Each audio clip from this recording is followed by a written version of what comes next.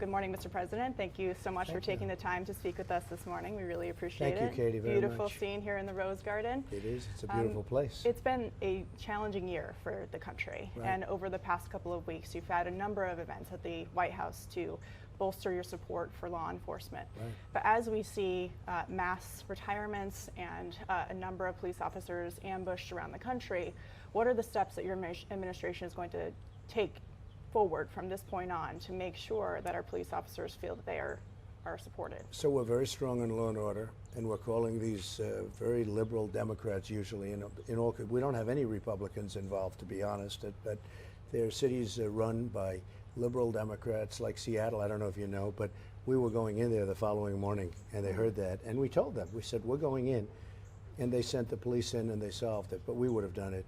In Minnesota, in Minneapolis, we had National Guard after watching what happened, where the police, they didn't run, they were told to run, they were told to leave. The police would have been perfect, they would have settled it, they're great police there.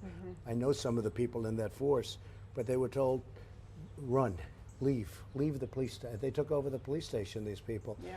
But after going through that for about 4 days, 5 days, we had the National Guard, and it was like cutting through butter. It was like a knife cutting through butter. It was so easy, and it stopped. And we're doing many things. We did on the statues. Nobody's playing with federal statues anymore. They go to jail for a period of 10 years. And by the way, it's not a negotiated sentence. It's you go to jail for 10 years if you knock down. And since that was 2.5 weeks ago, we haven't had any problem. But we're now looking at having to do something. You know, we have to be asked to go into a city like Chicago, which is so ridiculous, where they had like 68 shootings and 18 deaths over the weekend. It's not even comprehensible. Worse than Afghanistan, worse than any war zone.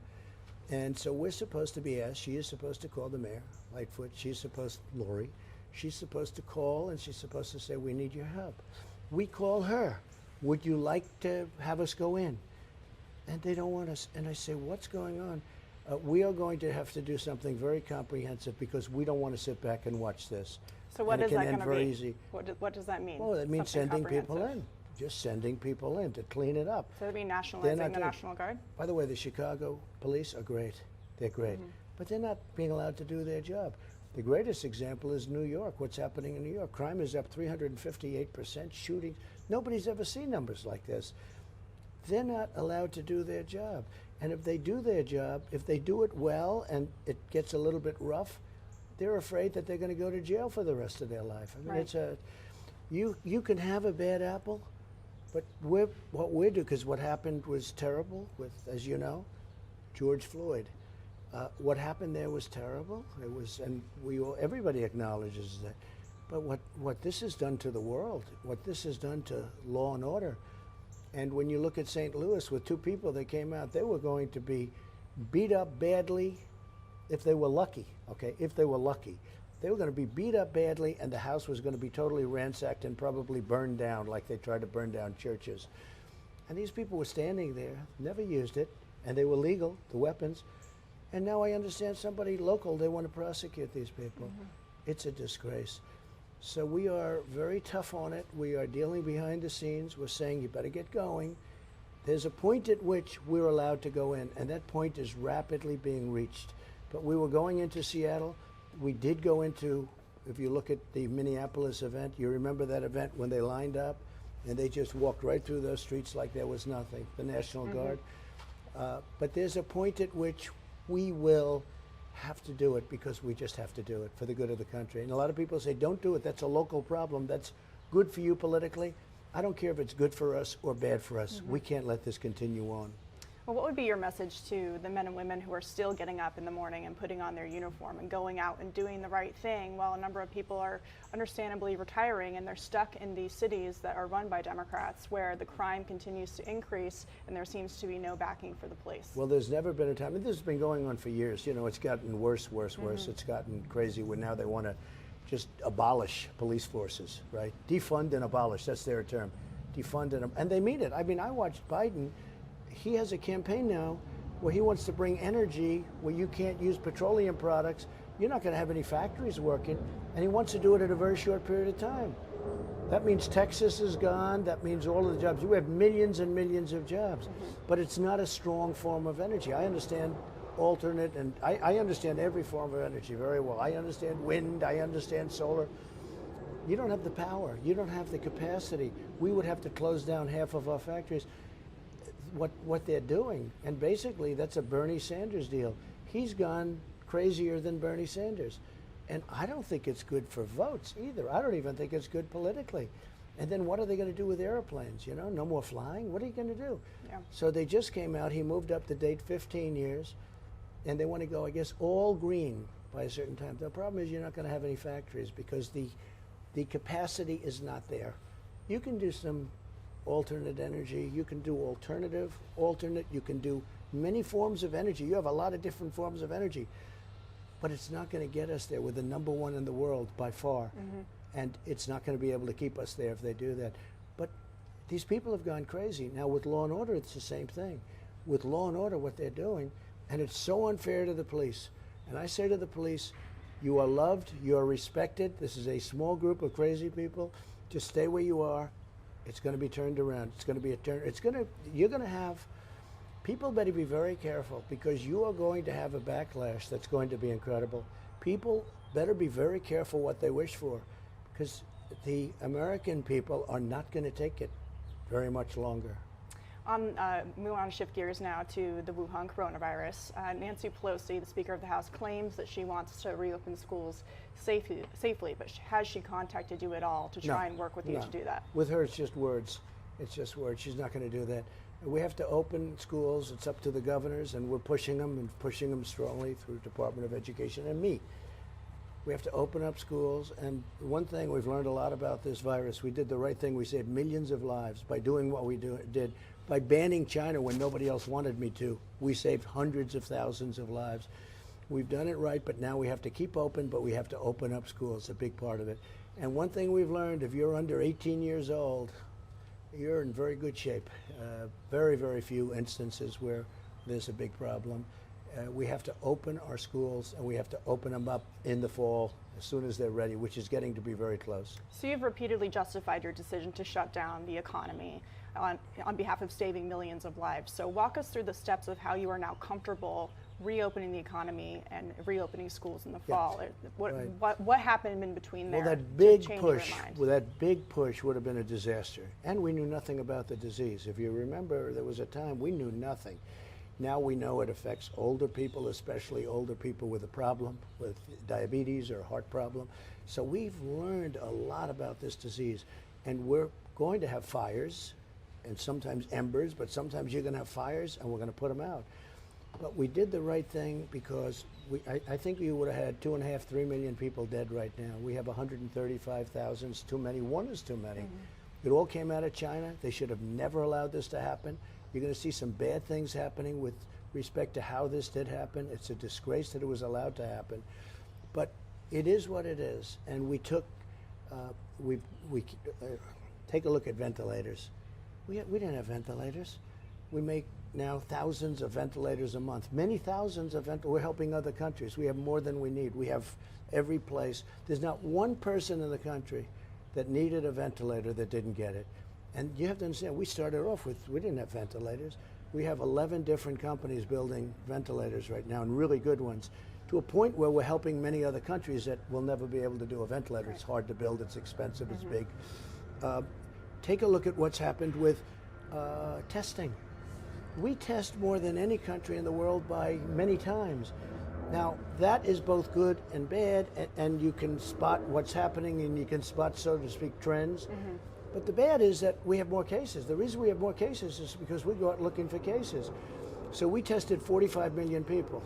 If we tested half, we'd have half the number of cases. If we tested half of that, we'd have, when I was with the heads of numerous countries, but Mexico was he was a great guy, but basically their testing is somebody's sick, they have symptoms, or they have a problem, or they go to the hospital, they get tested.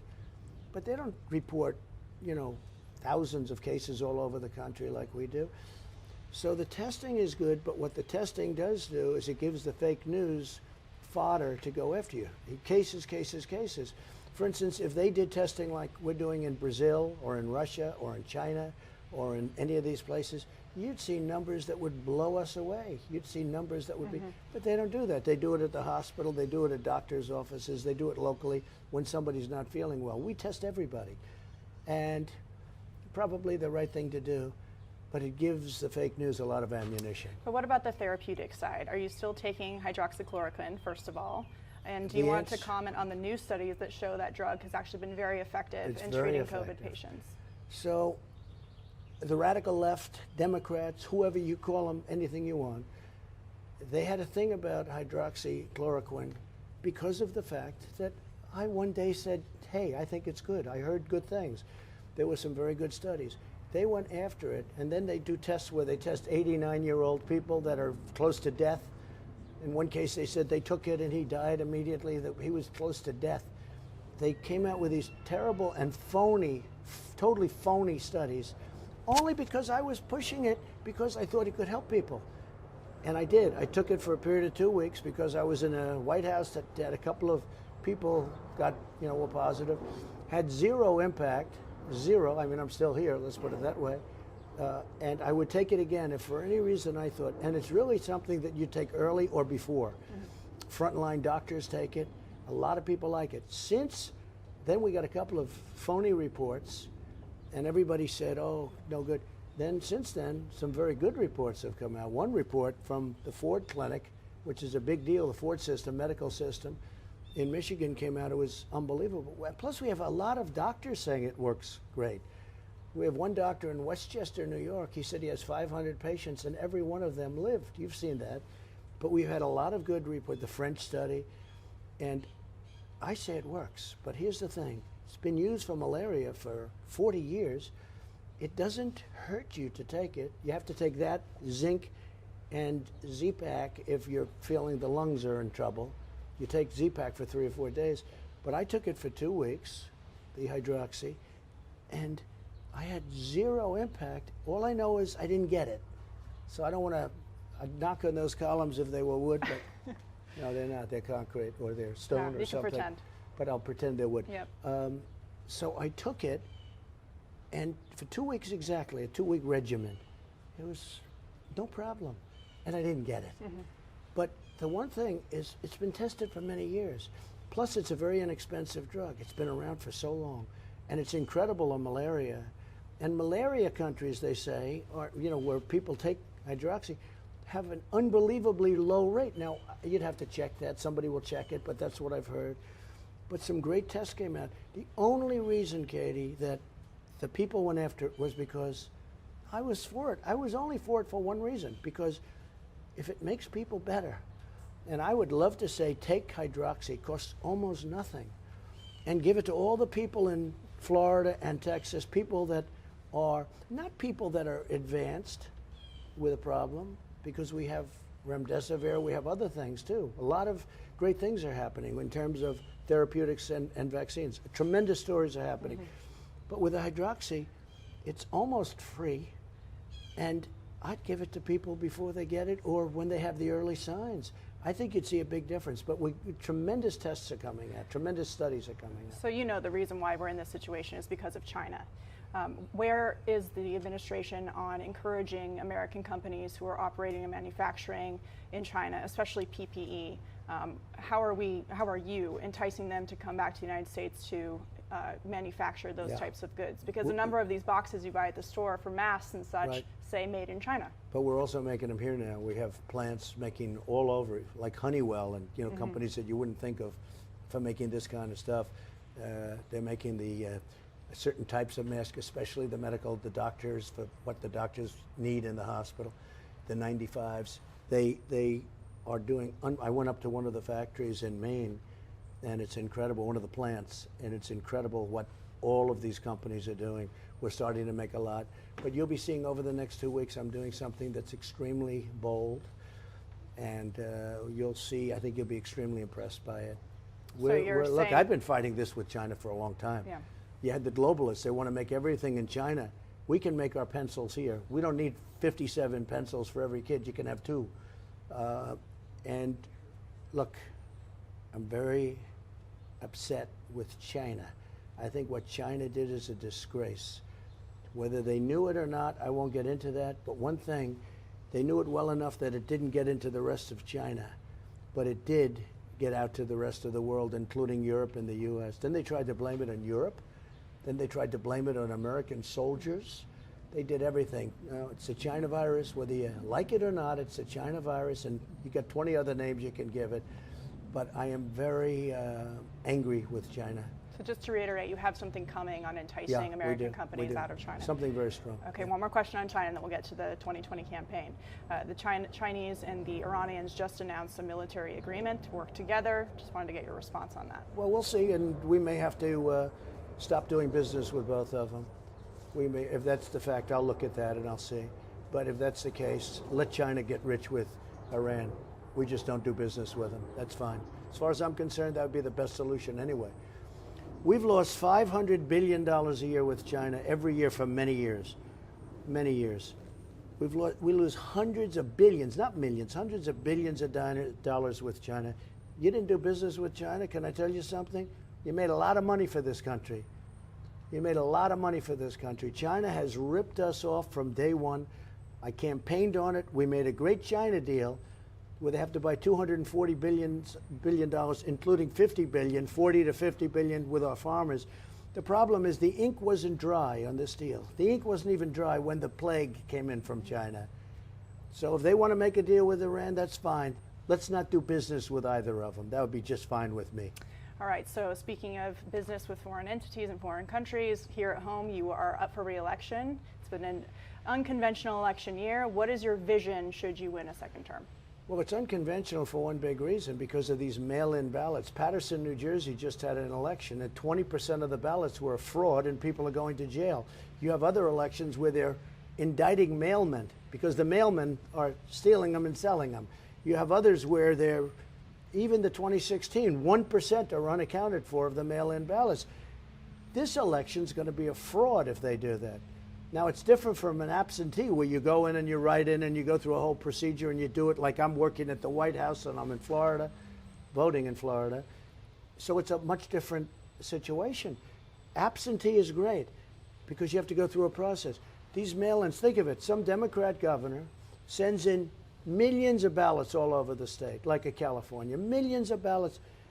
Who are they sending them to? Nobody has any idea. They're sending them to dogs. They actually have sent to dogs.